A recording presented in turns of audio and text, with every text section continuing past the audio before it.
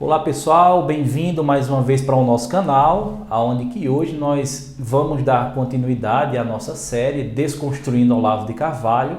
Esse é o nosso segundo episódio, no qual nós iremos discutir hoje o antifreirianismo em Olavo de Carvalho. Para isso, a gente convidou aqui o professor Iago, formação acadêmica, se formou em História, da graduação da licenciatura já foi logo para o mestrado, é mestre também em História pela Universidade Federal de Campina Grande e que tem um arcabouço teórico de discussão relacionado à educação, embasado no pensamento de Paulo Freire também, assim, muito vasto, que dá uma condição muito tranquila da gente trazer aqui os elementos do pensamento de Paulo Freire, trazer os elementos da mitologia olavista que vem a querer se confrontar com o pensamento de Paulo Freire.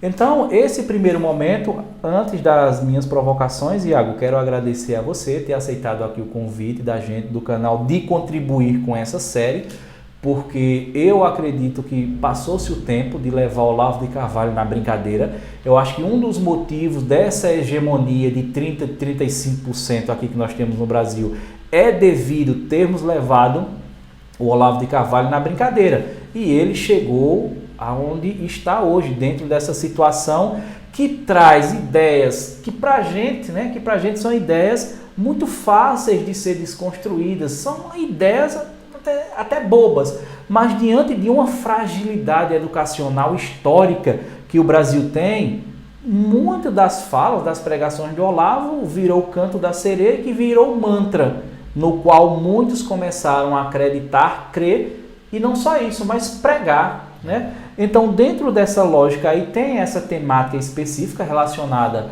a Paulo Freire, que é diante de uma construção que o Olavo de Carvalho faz. O Paulo Freire seria o patrono da ideologia comunista no Brasil e que a partir dos elementos que você vai trazer, a gente vai desconstruir, acho que até dentro de uma forma muito tranquila. Eu acho que o nosso desafio é fazer com que o nosso público de fato também compreenda esses pontos. Então, mais uma vez, agradeço a você. Acho que a gente poderia iniciar já trazendo a referência, falando um pouco do Paulo Freire, para depois a gente entrar dentro da outra perspectiva, né, do antifreirianismo.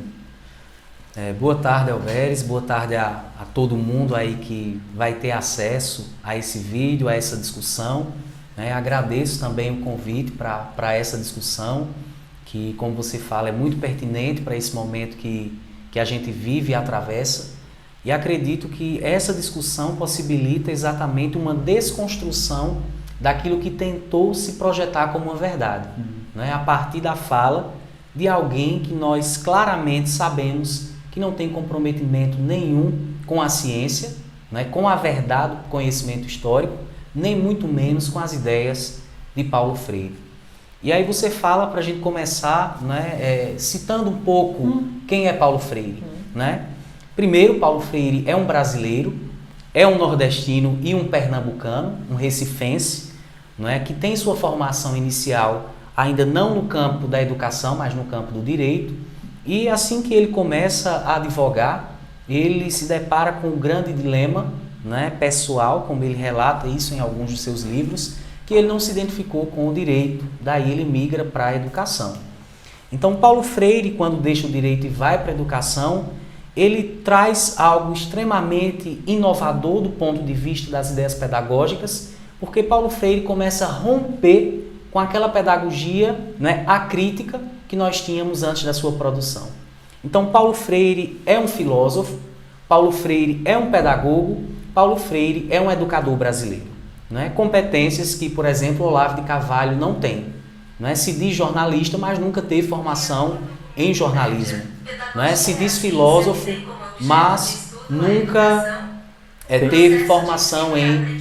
Tem nada não, isso aqui foi o telefone aqui que quis participar, mas tem nada não. Beleza. Vamos lá. E aí, diferente do Olavo de Carvalho, que se julga filósofo, mas nunca passou num curso de formação de filosofia, né? Se julga astrólogo, né? É onde ele basicamente se torna conhecido com essa discussão sobre astrologia. se julga também um pensador contemporâneo, mas na verdade nada mais é do que um representante do conservadorismo brasileiro. Né? Então Paulo Freire, antes de mais nada, é um teórico, é um filósofo, é um pedagogo, é um educador, formado em grandes universidades, não só do país, mas também do mundo, com uma vasta experiência, uma produção epistêmica pautada nos princípios rígidos da ciência. Né? Paulo Freire tem uma produção e uma pedagogia que está fortemente ancorada na ciência. Diferente de Olavo de Carvalho, que tudo aquilo que produz de forma incompleta e trazendo inverdades naquilo que produz. Então nós temos dois polos incomparáveis. Nós temos aquele que se torna patrono da educação brasileira, isso a partir de 2012, através da lei sancionada pela então presidenta Dilma Rousseff, né? E agora, mais recentemente, em 16 de março de 2020, também se torna patrono da educação em Pernambuco. E nós temos do outro lado uma figura que representa um conservadorismo, não é? Extremamente arcaico, não sei até se é redundante pensar conservadorismo e algo arcaico como, né, palavras separadas, mas Olavo de Carvalho encabeça um conservadorismo brasileiro que em nada contribui para a transformação ou desenvolvimento do Brasil. Paulo Freire, enquanto educador, enquanto filósofo, enquanto pedagogo, mostrou a sua importância, né, e a profundidade da sua obra, não só no Brasil. Ou melhor, no Brasil foi o lugar onde ele menos teve condições de mostrar a sua pedagogia. Eu creio que mais à frente a gente discuta um pouco sobre isso. Também. Né? Brasil é o lugar, e eu posso dizer isso para você com muita certeza, porque o período do exílio de Paulo Freire forçado, né, é muito grande. E nesse período em que ele se encontra fora do Brasil, é onde ele produzirá as suas obras clássicas, né, que vão impactar o mundo, como por exemplo a pedagogia do oprimido, né, que muitas pessoas não sabem, mas é o terceiro livro mais citado no campo das ciências humanas e sociais do mundo, superando Michel Foucault e Karl Marx. Então nós temos um pernambucano, né, um nordestino, e é bom que a gente enfatize isso, né, um brasileiro que se torna uma referência epistêmica no mundo.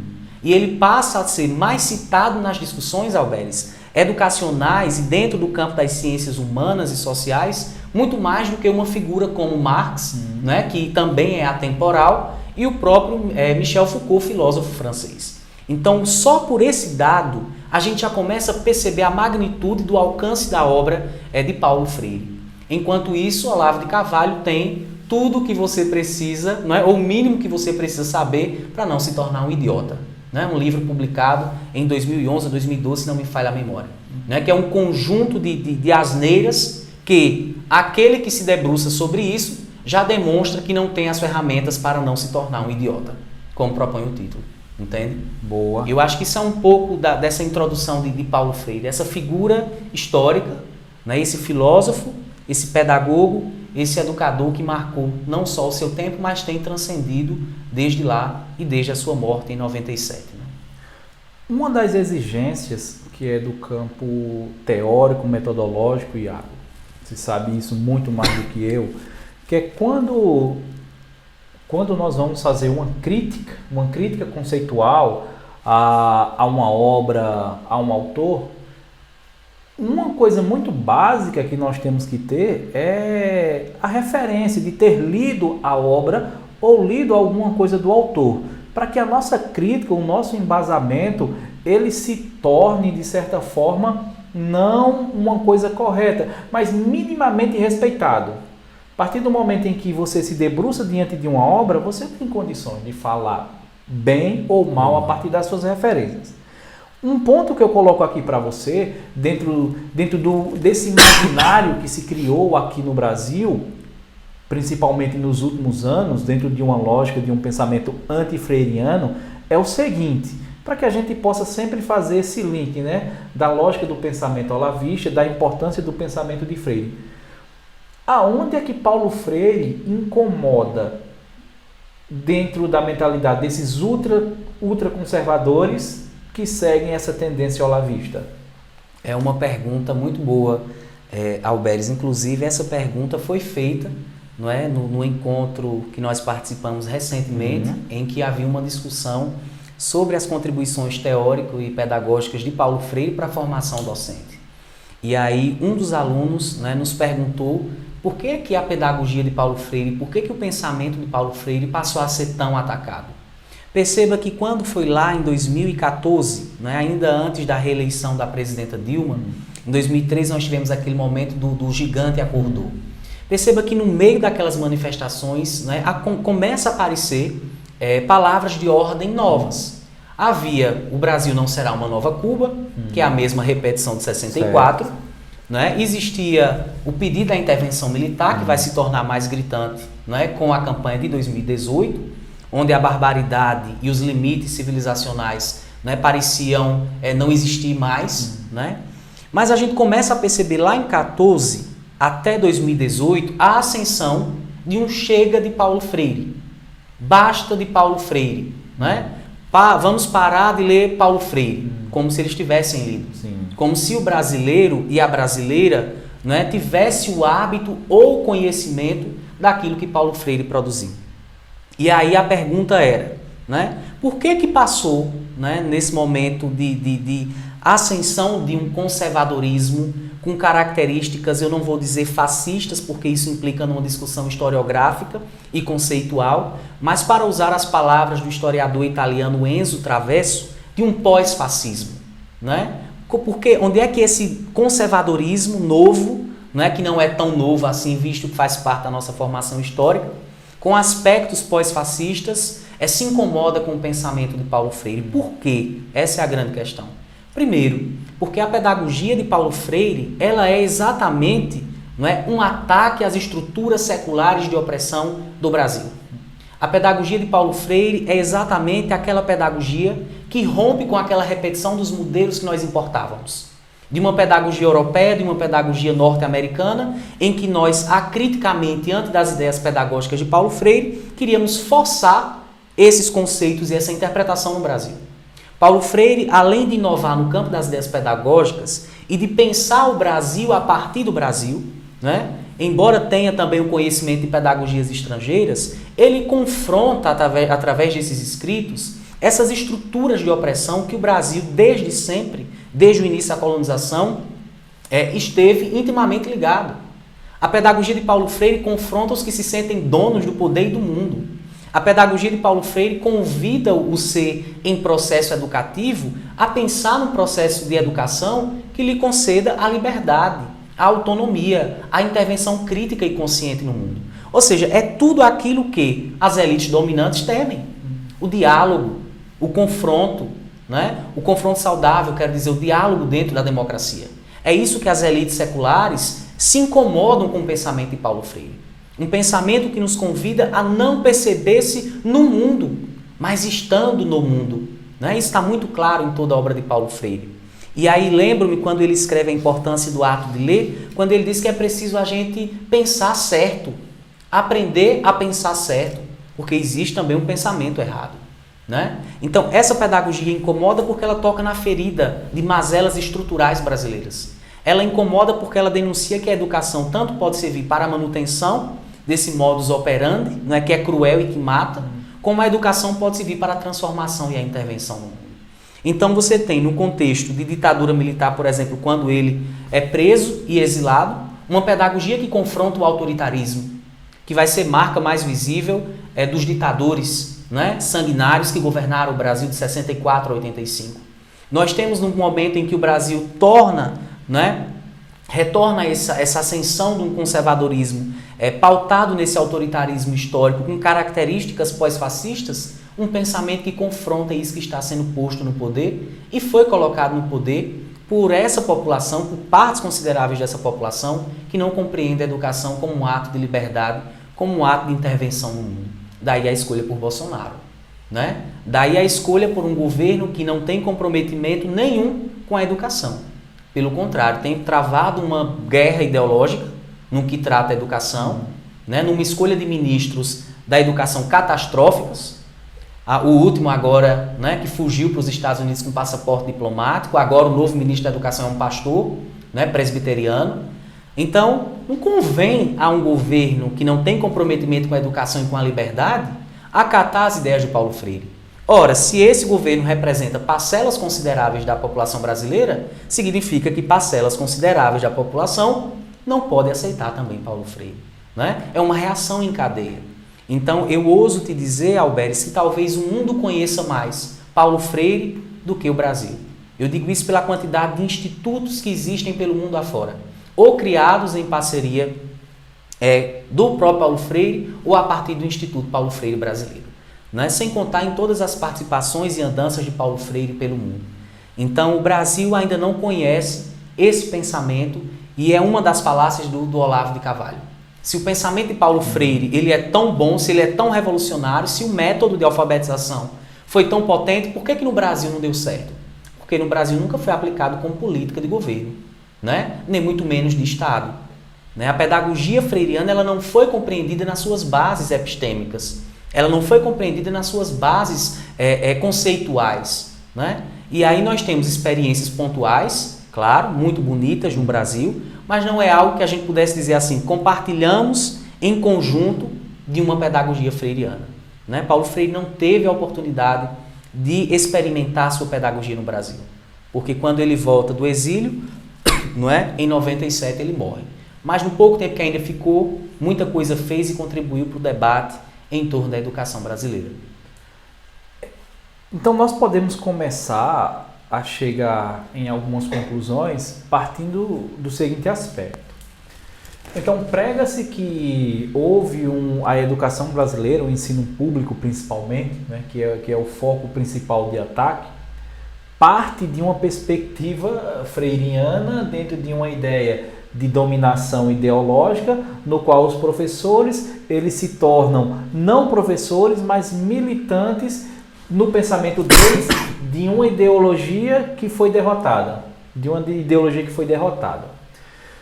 E quando nós vamos para a realidade, Iago, dentro do que você traz, a esses elementos que você traz, a gente começa a perceber que o Brasil, historicamente, educacionalmente falando, não conhece minimamente Paulo Freire para entender da importância que ele tem e de saber que ele nunca foi projeto de governo de nenhum político. Exatamente. Aí o ponto que eu coloco aqui agora para você mais uma vez abordar é o seguinte: essa fragilidade de não conhecermos Paulo Freire, primeiro ponto, será que não é um ponto que fortaleceu a crítica a ele? Segundo ponto, qual é a imagem que o pensamento olavista faz de Paulo Freire? Boas questões, Alberes. Primeiro você pergunta, não é, se o fato do brasileiro, da brasileira não conhecer Paulo Freire possibilitou um ataque maior. Claro que sim. Veja, por que eu digo que o Brasil ainda não conhece Paulo Freire? Uma coisa é nós pensarmos a discussão sobre Paulo Freire, sobre pedagogia, dentro dos cursos de formação de professores. Isso é uma realidade. Uma coisa é nós discutirmos Paulo Freire na academia. Historicamente, o povo brasileiro não teve acesso ao ensino superior. Né? Ou seja, a gente não tem a grande massa, a gente não tem o povo, ou seja, uma população de milhões e milhões de brasileiros, estamos hoje quase 210 milhões de brasileiros e brasileiras, não tem acesso a esse pensamento. Esse pensamento ainda continuou restrito, não é, dentro das universidades, em algumas experiências nos campos populares, mas ainda não tão abrangente. Porque quando ele ia se tornar, como você disse, proposta de governo no governo do João Goulart, né, João Goulart foi derrubado. Né? Perceba que quando Paulo Freire é convidado para integrar aquele governo, a ditadura derruba. Nós temos 21 anos de ditadura, significa que Paulo Freire não esteve no Brasil fisicamente, né, trabalhando como gostaria nesses 21 anos, apenas através das suas publicações e das suas ideias, que inclusive chegavam de formas clandestinas no Brasil. Existem relatos do próprio Paulo Freire contando como foi que o livro Educação e Mudança chegou ao Brasil, né? Como o Educação como Prática da Liberdade. É uma história linda, né? De uma freira que traz o livro escondido dentro de uma Bíblia com fundo falso. Né? Isso ele conta na Pedagogia da Esperança. Então, a gente tem uma população que não conhece no cerne este pensamento. Assim como nós também temos professores e professoras que se dizem intelectuais que não conhecem esse pensamento. Então, se você diz que, né, O lugar onde o conhecimento é produzido, que é a universidade, que é a academia, que o pensamento olavista demoniza porque ele é um anti-intelectual, né? Ele é um anti-ideológico, como se o que ele pregasse e falasse não fosse ideológico, né? Ele procura uma neutralidade que não existe, como Paulo Freire diz. Não existe neutralidade perante a vida, perante o mundo, perante o ensino. Então a gente tem ainda um pensamento muito restrito e isso contribuiu, claro, para uma retórica de um governo que demonizou um pensamento que ele também não conhece. Ou tu achas que Bolsonaro tem capacidade cognitiva, né, de ler a pedagogia do oprimido? Nunca achei. Não tem. Não tem. Eu digo isso a você com toda clareza e certeza. Ele não tem capacidade cognitiva de ler pedagogia do oprimido. Porque já se demonstrou um ignorante em todos os aspectos possíveis. E aquela pedagogia do oprimido é um tratado de filosofia e de educação. Né? Perceba que no primeiro capítulo, Paulo Freire vai para uma discussão profundamente filosófica. A partir do existencialismo de Sartre, a partir do materialismo histórico de Marx, né? Aparentemente correntes que não se misturariam, mas ele consegue fazer isso de uma forma magistral para poder aplicar a partir do segundo, terceiro capítulo esses pressupostos na educação. Então, é uma pedagogia que do ponto de vista epistêmico não é tão simples. E com isso eu quero dizer que não é que o brasileiro, a brasileira que não teve acesso à educação não consiga ter acesso a isso. Mas nós sabemos que a dificuldade é muito maior. Né? Até porque, como Paulo Freire dizia, antes de ler a palavra é preciso ler o mundo. Então Paulo Freire não estava preocupado se o trabalhador, o camponês, as classes populares iriam ler sua pedagogia. Pelo contrário, Paulo Freire dizia, a leitura do mundo precede a leitura da palavra. E foi essa a proposta de Paulo Freire aos trabalhadores, né, aos camponeses e aos agricultores. Vamos ler o mundo. Né? Então, infelizmente, por determinadas questões, o pensamento de Paulo Freire não é conhecido, eu diria para você, ainda nem mesmo pela totalidade dos professores. De forma nenhuma. E muitas vezes, quando conhecem, são aquelas frases isoladas que nós vemos coladas, não é, nos corredores, ou que a professora coloca uma frase ou outra, né, que é sempre a mesma frase. Quando o sonho do oprimido, quando a educação não é libertadora, o sonho do oprimido é se tornar opressor. Então, a gente tem ainda uma superficialidade da discussão sobre o pensamento de Paulo Freire. Existe uma discussão que não está ancorada nas obras produzidas por Paulo Freire, que são inúmeras, né? Fora todos os artigos publicados e participação com outros autores, como, por exemplo, pedagogos internacionais como Ira Shaw, né? Norte-americano também, de onde ele tinha uma base para pensar sua pedagogia. O próprio Henri Agirot, né, que fez o prefácio do Pedagogia da Solidariedade, que foi um livro organizado já após morte de Paulo Freire por sua esposa, e ele faz o prefácio, e tantos outros que vão conversando com Paulo Freire na caminhada de sua existência. Então, um pensamento que não é ainda conhecido e se tornou objeto de manobra, né, junto desse bojo de medos, né, que esses governos autoritários e pós-fascistas, se assim quisermos dizer, buscam para amedrontar uma população, né? Assim como fez lá em 64, assim como faz nos períodos de instabilidade, para se colocar como salvador. Então, fala de uma doutrinação dentro da academia por meio do pensamento de Paulo Freire, mas nós temos professores e professoras que saem dos cursos de formação sem nunca ter lido Paulo Freire. Então, eu não sei onde é que está essa doutrinação que Olavo de Carvalho, naquele seu pensamento absurdo e de teorias da conspiração, consegue ver, né, essa doutrinação. E é incrível como isso se dá de forma muito clara e mentirosa pela quantidade de livros que Paulo Freire tem e ninguém conhece. Né? O máximo que as pessoas lembram é a Pedagogia da Autonomia, um dos seus últimos livros, né, em vida, que é uma síntese do seu pensamento. Não conhecem basicamente ou absolutamente quase nada de todo o entendimento que seria a sua obra. Né? Então eu creio que esse não conhecimento, com certeza, Alberes, fortaleceu, né, esse pensamento olavista, sobretudo, né, de querer demonizar aquilo que a massa não sabe. Logo, se aquele homem fala em nome de, por exemplo, um candidato que teve a maioria dos votos, então subtende-se que é verdade. Né?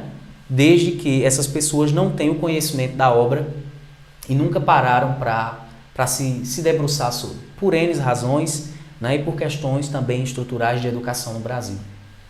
A gente percebe também que o Paulo Freire, na boca e na cabeça dos olavistas aqui no Brasil, é uma figura caricata, que eles resumem o pensamento ou as ideias de Paulo Freire, a síntese de tudo está diretamente ligado a um pensamento. Introduzir um pensamento comunista na educação. Paulo Freire se torna uma pessoa caricata na mente dessas pessoas dentro dessa fragilidade do não conhecimento. A gente poderia explorar mais alguma coisa dessa caricatura que o pensamento olavista faz de Paulo Freire e que ao mesmo tempo a gente possa desconstruir, porque os elementos que você trouxe aqui, em quase 25 minutos de conversa, são elementos, Iago, que assim, dentro de uma conversa, de um bate-papo, todo aquele imaginário caricato feito pelo pensamento olavista de Paulo Freire cai por terra. Acredito que seria importante da gente tentar entender a cabeça dos olavistas dentro dessa caricatura e a partir desse momento também trazer elementos de desconstrução dessa caricatura. Seria possível? Veja, Alberes, é uma questão muito pontual. Tudo aquilo que Olavo de Carvalho fala sobre Paulo Freire, se você lê Paulo Freire, você encontra o Paulo Freire, né, falando o inverso do que Olavo de Carvalho menciona. Primeiro, o Olavo de Carvalho já demonstra assim, a sua desonestidade intelectual. É um cara que a gente percebe que não tem honestidade intelectual nenhuma. Né? Nenhuma. Por exemplo, na Pedagogia da Solidariedade, existe um trecho em que Paulo Freire fala, veja só, né? Ele tem um trecho e é brilhante, está na Pedagogia da Solidariedade. Ele diz o seguinte, que ele não é a favor que a universidade tenha professores só de direita ou de esquerda. Ele diz, é para existir professor de direita, de esquerda, de centro, de tudo. Porque só assim a gente tem a oportunidade de confrontar os pensamentos. Veja, isso quebra de cara. E isso vai estar também na Pedagogia do Oprimido, nas primeiras palavras. Paulo Freire era um homem de esquerda, mas um homem crítico da esquerda. Ou seja, basta pegar o livro então. Basta pegar o livro. Só que eles não leem, Alberes. Você pega a Pedagogia do Oprimido, qual é a grande... Nas primeiras páginas, Paulo Freire está denunciando todo tipo de autoritarismo, seja ele de direita, seja ele de esquerda. Paulo Freire foi um homem democrático em toda a sua vida. Paulo Freire lutou pela democracia. Paulo Freire pregava uma pedagogia democrática. Paulo Freire é aquele que nos seus inscritos sempre está falando da pluralidade. Ele nunca defendeu pensamento homogêneo. Isso quebra a ideia de doutrinação, porque quem quer doutrinação quer pensamento homogêneo. Que é a caricatura. Paulo Freire, querendo ser o ideólogo de um pensamento totalitário, impõe práticas totalitárias. Mas aí essas suas referências aí já traz elementos de Exatamente. Ele está falando o tempo inteiro do pensamento democrático. E ele é contra todo tipo e qualquer pensamento de autoritarismo. Inclusive muitos marxistas, né, mais radicais do seu tempo eram contra Paulo Freire. Por quê? Porque Paulo Freire não aceitava autoritarismo de nenhuma vertente ideológica. Seja ela de direita ou seja de esquerda. E a direita tem essa mania, eu vou até usar uma expressão chula, Alberes, essa mania safada, sabe? De sempre associar o autoritarismo à esquerda. Porque lembra da experiência russa, que de fato foi autoritária, lembra da chinesa, lembra da cubana. Mas a gente esquece de dizer que a ditadura militar brasileira foi de direita e neoliberal. A gente esquece de dizer que o Chile, que eles tanto admiram como o Estado neoliberal da América Latina, a ditadura de Pinochet, que foi uma das mais sangrentas na América Latina, era de direita. Entende? Então Paulo Freire é um homem que primeiro no exílio vive no Chile, ou melhor, vai para a Bolívia, depois vai para o Chile, vivenciou também o Chile. Vivencia os Estados Unidos, depois a Europa, Guiné-Bissau, Porto Príncipe e tantos os outros países por onde passou pensando na educação. Combatendo todo tipo de autoritarismo. Então a falácia olavista de que Paulo Freire, né, buscou disseminar um pensamento único, jamais. Eles acusam Paulo Freire o tempo inteiro de comunista. Paulo Freire nunca se definiu como comunista. Inclusive, quando deu uma reportagem ao Serginho Grossman, depois da volta do exílio, né, uma das perguntas era exatamente essa. Professor, eles sempre dizem que o senhor é ateu e que o senhor é comunista. O senhor se define como comunista e ateu? Paulo Freire sempre foi um católico de prática, Alberes. Sempre. Segundo, ele nunca se definiu como comunista e nessa entrevista ele diz, ele sempre definiu-se como ideias ligadas a um socialismo. Né? Ele defendia proposituras socialistas, né? Talvez nem o modelo em si, mas ideias ligadas ao socialismo. Paulo Freire nunca se definiu como comunista. E Olavo de Carvalho começa por aí, por uma questão conceitual, você já vê o erro, porque socialismo e comunismo não é a mesma coisa. Né? Então é um desonesto intelectual, é um filósofo que o campo específico da filosofia não reconhece, né? Os especialistas em filosofia não reconhecem o pensamento de Olavo de Carvalho, enquanto que a gente tem, a partir da obra do Paulo Freire, a desconstrução desses estereótipos. O problema é que as pessoas não leem, principalmente esses críticos. Né? E aí você tem um vídeo, dos tantos vídeos que existe Olavo de Carvalho na internet, ele faz a pergunta, quem é Paulo Freire?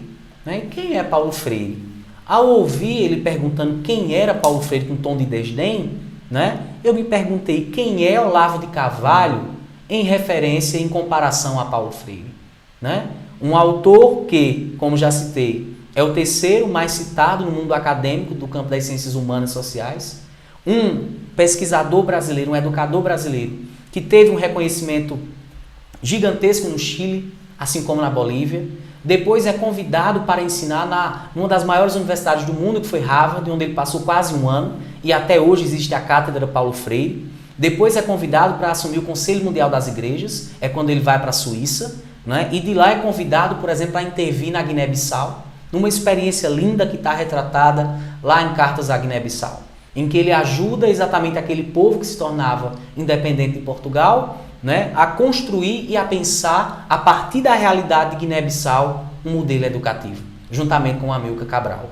Né? E dali ele vai para outras tantas missões, como Angola, como Porto Príncipe, né? Assim como também visitou outras universidades da Europa, sendo uma referência, recebendo o título de doutor honoris causa. É o brasileiro com maior número de títulos e homenagens internacionais até hoje. Então, quando Olavo de Carvalho pergunta quem é Paulo Freire, só existem duas razões. Né? Primeiro, ele é um desonesto intelectual. Segundo, né, ele não tem capital simbólico nem intelectual, né, nem muito menos numérico para se comparar a Paulo Freire, e daí querer atacar aquele que o mundo até hoje legitima e prestigia. Né? Um pensamento que de fato nos convida a uma reflexão humana também das nossas posturas. Paulo Freire, na medida que pensa pedagogia, que pensa educação, ele nunca deixou de pensar o comportamento humano, que deve estar pautado na ética, na solidariedade, na gentileza, né, na coerência da praxis, por exemplo, educativa.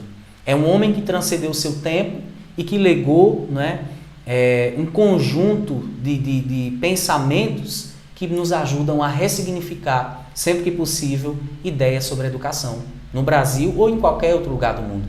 Por exemplo, no pós-guerra, na Alemanha, né, já na década de 60, o pensamento de Paulo Freire é usado na reconstrução das matrizes curriculares da Alemanha, a pedagogia do oprimido.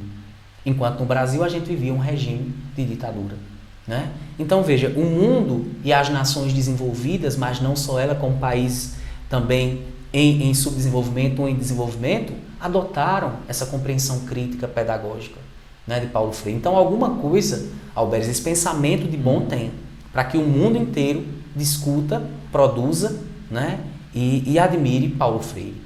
Porque se tudo que Olavo de Carvalho dissesse fosse uma verdade, Paulo Freire já não existiria mais.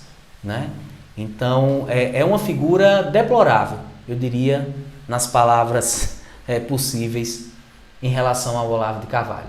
Sabe? Eu acho que, no fundo, o ódio todo explicado pela psicanálise é apenas amor. Né? Talvez ele ame muito Paulo Freire, mas nunca conseguiu ser Paulo Freire, nem conseguirá, talvez, o ataque contínuo e insistente. Justamente.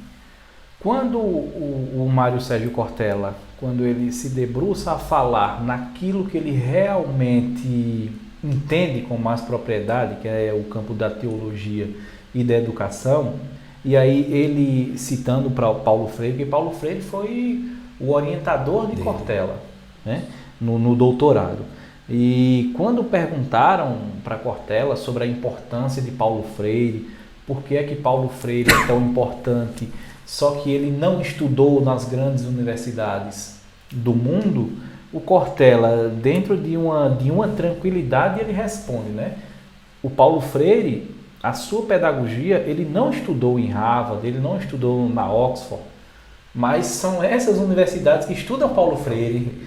O Paulo Freire não precisou ir para lá para estudar, para conhecer essas universidades. Essas universidades, elas estudam e buscam beber na fonte de Paulo Freire. Esse mais um canto da sereia do pensamento olavista, ele começa a ganhar força aqui no Brasil dentro de algumas situações. Primeiro, eu entendo que o Paulo Freire começou a dar legitimidade e encorajamento à ignorância. Porque fica muito claro aqui para nós que quando você traz esses elementos, traz uma discussão teórica a partir de várias obras, um percurso histórico da formação de Paulo Freire, você traz esses elementos que a princípio parecem ser de uma complexidade grandiosa, que não deixa de ser, mas você diz isso. Pegue o livro de Paulo Freire e leia esse ponto aqui, que desconstrói toda aquela ideia que distorceram, fizeram uma caricatura para tentar colocar Paulo Freire no limbo da educação. Diante de toda a complexidade do pensamento que é de Paulo Freire, mas se a gente quiser desconstruir, como nós estamos aqui mostrando a partir da exposição do professor Iago, basta simplesmente ler.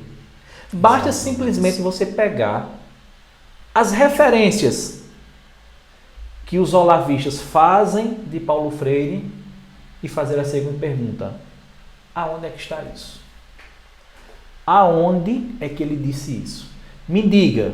Exatamente. Primeiro, eu vou ver se é verdade. Segundo, vamos debater, porque eu não vou aceitar, mesmo estando escrito ali. Tem toda uma contextualização. Sim. Então, dentro disso aí, Iago, essa fragilidade educacional do povo brasileiro, ela deu margens para essa ascensão. Sim. O pensamento olavista, juntamente com o bolsonarianismo, encorajou os ignorantes.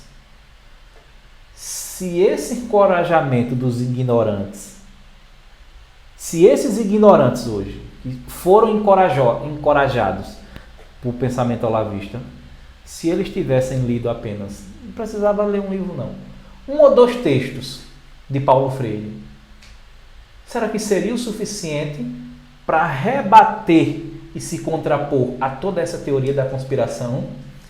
Alberes, eu acompanhando seu raciocínio, eu ia um pouco antes.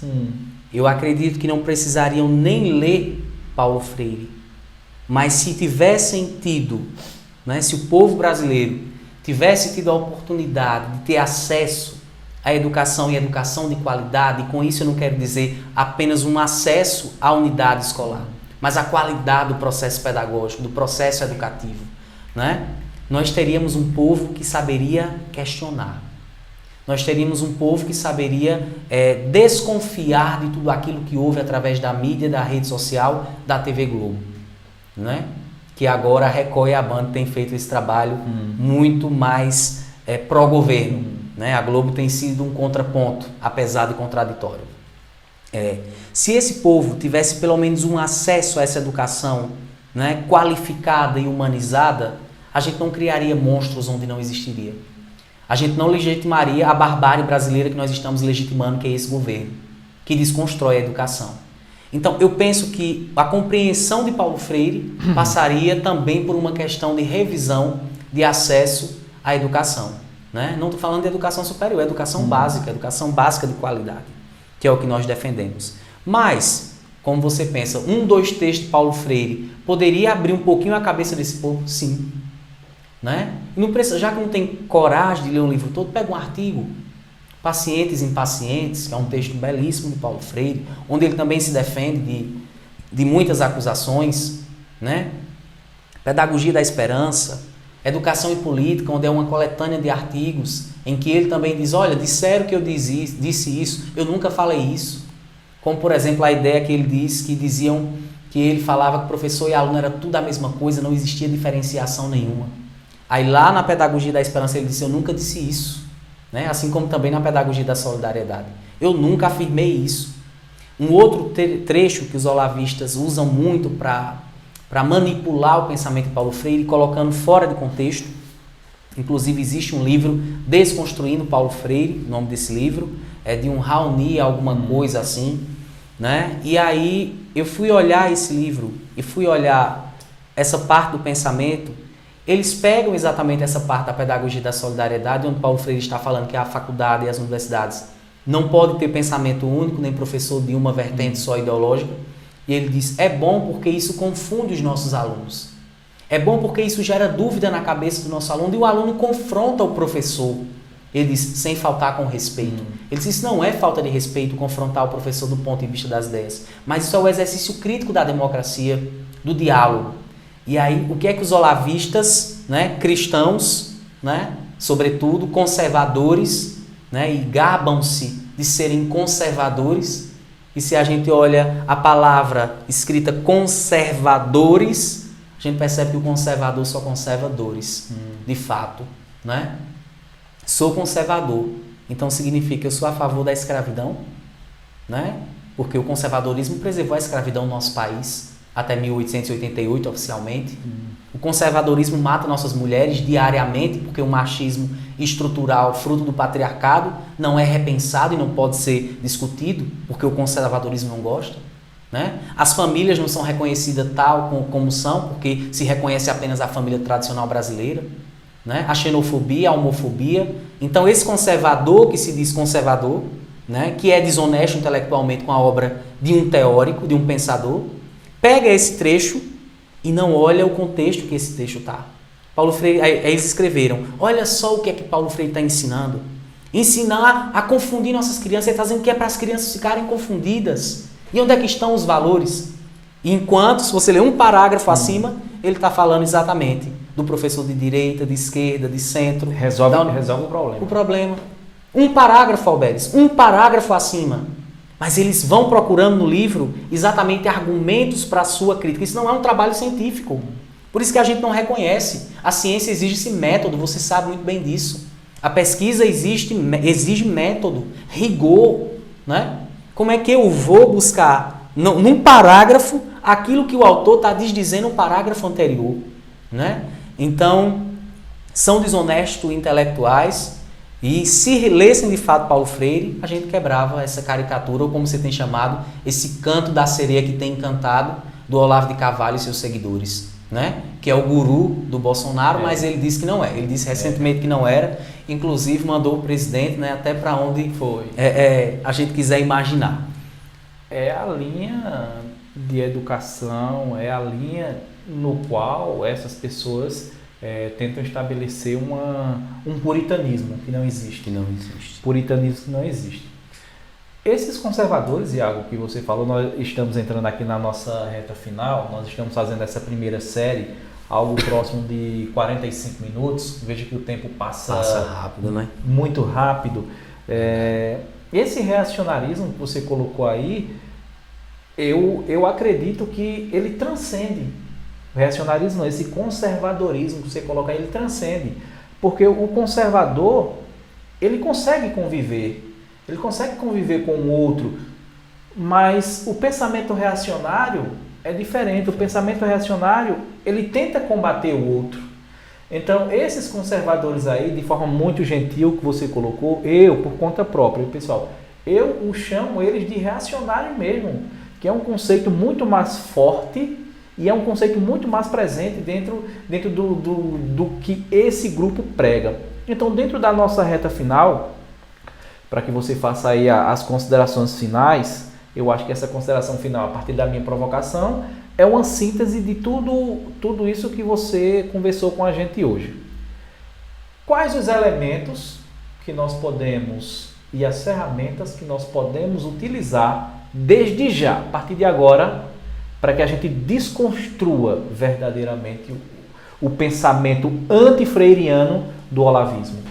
Boa pergunta, Alberes. Eu diria o seguinte para tu, né?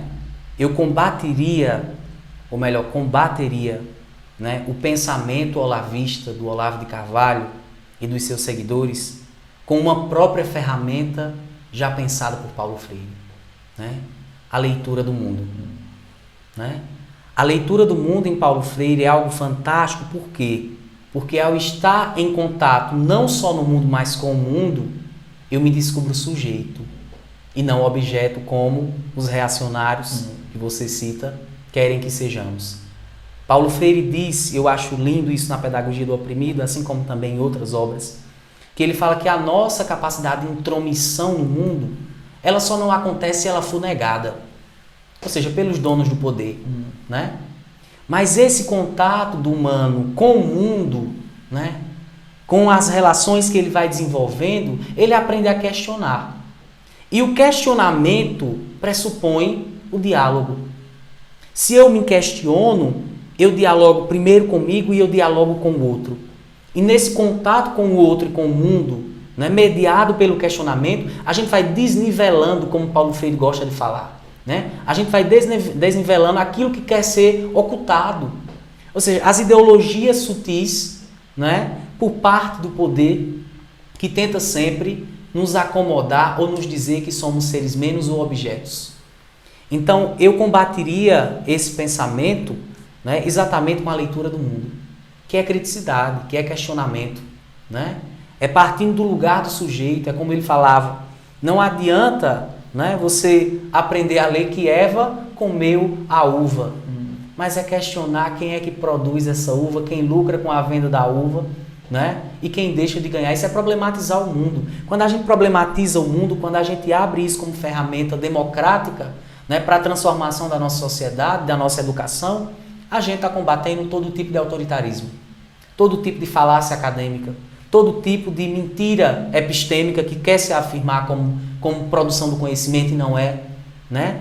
A leitura crítica do mundo, que só se dá por meio do pensamento, do diálogo e da crítica, né, nos possibilita, né, a gente não, se tivéssemos esse exercício contínuo, que também é um exercício para a democracia, a gente não teria, por exemplo, um presidente como este ocupando a cadeira na República, né? Então, eu combateria esses pressupostos com os próprios pressupostos de Paulo Freire, né? Que foi um educador que amou sua gente, que amou o mundo, que amou as pessoas, que produziu uma obra extremamente científica e acadêmica, né? Uma obra extremamente reconhecida e uma obra que nos convida a pensar uma outra forma de educar. Por isso que eu digo que Paulo Freire é um marco nas ideias pedagógicas, né? Existe uma pedagogia brasileira antes de Paulo Freire e uma pedagogia brasileira pós Paulo Freire, né? Por quê? Porque essa pedagogia começa a tratar dos nossos problemas seculares, históricos e estruturais, né? Na medida que Paulo Freire avança, né, em questões que hoje nós estaremos muito mais ligadas a, por exemplo, a história cultural, em 70, em 60, Paulo Freire já estava falando de cultura, entende? Por exemplo, quando ele fala do campo de vista das ideias do imaginário da população, são estudos extremamente recentes, das questões étnico-raciais, de gênero. Paulo Freire, depois, quando reedita a Pedagogia do Oprimido, que ele não coloca os substantivos também no feminino, na primeira edição, posteriormente ele faz, isso é a década de 70, Alberes, quando essa discussão estoura em 90, 2000, né? Então ele é vanguarda em muitas coisas, mas sobretudo na reinterpretação de pensar a educação no Brasil. Então ele em si e o seu pensamento é a arma para combater as mentiras e esse canto da sereia que tem encantado e também enganado e ludibriado aqueles que infelizmente não querem buscar essa educação como forma de transformação do mundo. Ok, então pessoal, com toda essa problematização, com toda essa riqueza de ideias, com toda essa riqueza de possibilidade desde já para que a gente comece efetivamente desconstruir o pensamento anti-freirianismo de Olavo, a gente finaliza aqui mais uma conversa da nossa série com o professor Iago, né? Agradeço mais uma vez ao professor Iago por essa contribuição. Peço a você que acompanhou até agora o nosso bate-papo e que não é inscrito, que se inscreva no canal e que possa também comentar, que possa trazer possibilidades também para que a gente dialogue, trazer pautas para que a gente converse no nosso canal. Então agradeço a todos vocês que assistiram até agora e nos encontraremos no próximo episódio dessa série aqui, Desconstruindo Olavo de Carvalho. Valeu, pessoal!